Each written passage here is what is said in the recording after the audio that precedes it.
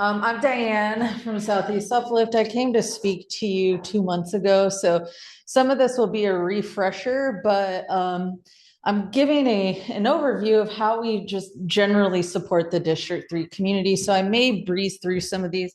I have a handout with all the slides on it that you're welcome to pass around in case you do want more information, but you can move to the next slide. So one of the main things we do at Southeast Uplift, we are the coalition that supports the 19 neighborhoods in District 3. And as part of that, we do lots of things at the coalition level to use our collective power of all 19 neighborhoods.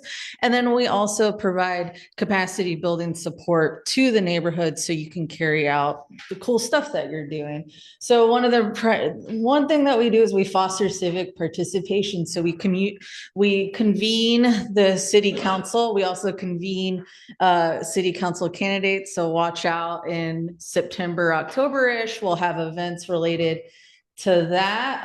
We also amplify advocacy opportunities, things like that. We did a priority survey last year, a community priority survey of all District 3 priorities that is now helping guide the council's work. If you want to scroll down, I'm not going to go through every point because you all have it. We also support organizations. So we have how-to guides.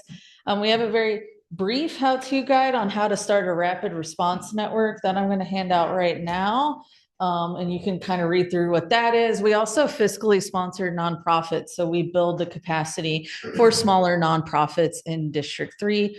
Right now we have a portfolio of about 25 organizations. We also make connections. I'm here to support your neighborhood association election. More moral support, it feels like I'm doing tonight, which is totally fine. We fund some of your communication efforts, and we are responsible to the city. The city makes you all archive every record you have, all your minutes, and we do that. We help you do that. So we also act as a way to build civic leadership. So fun fact, Governor Kotek used to be Southeast Uplift's board president. So a lot of counselors, a lot of politicians come up through the neighborhood association system. And some of the ways that we build civic leadership is we offer workshops and trainings for nonprofits or neighborhood associations. So examples of trainings that we've done before, how to do trauma-informed communication, how to make your spaces more accessible, event planning. And this year, we just recently did a fundraising 101 and a budget for nonprofits 101.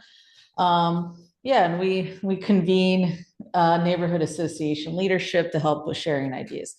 You want to scroll down? Fun fact, Chair Vega Peterson of Multnomah County was also a board member of a neighborhood association. Nice. So, yeah. Thanks for that. Do you know which one? Chair Vega Peterson. Yeah, which neighborhood association? It was East County, so I'm not sure. Oh, okay, cool. But yeah, it's still cool. You see a lot of the candidates come up through the system. Yeah.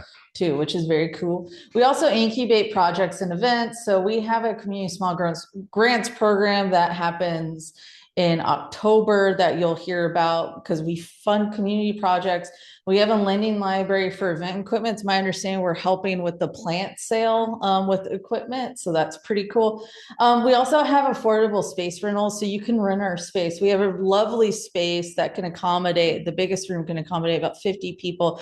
We have a lovely outdoor space. Anyone wants to get married, please go come to us. We have a beautiful garden outside, and I keep trying to pitch a marriage out there.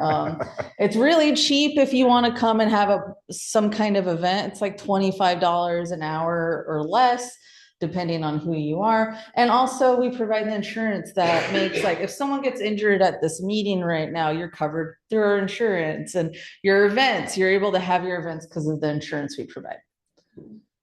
Okay, so one thing that we wanted you all to know, especially if you are a new board member who is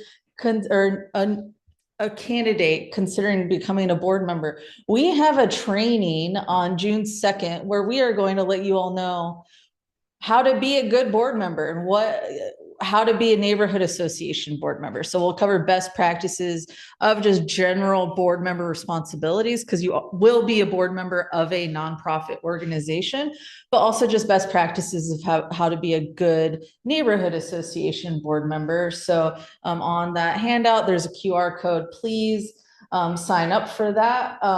Because we're here to support you and we're here to equip you with the tools to be successful as a board member.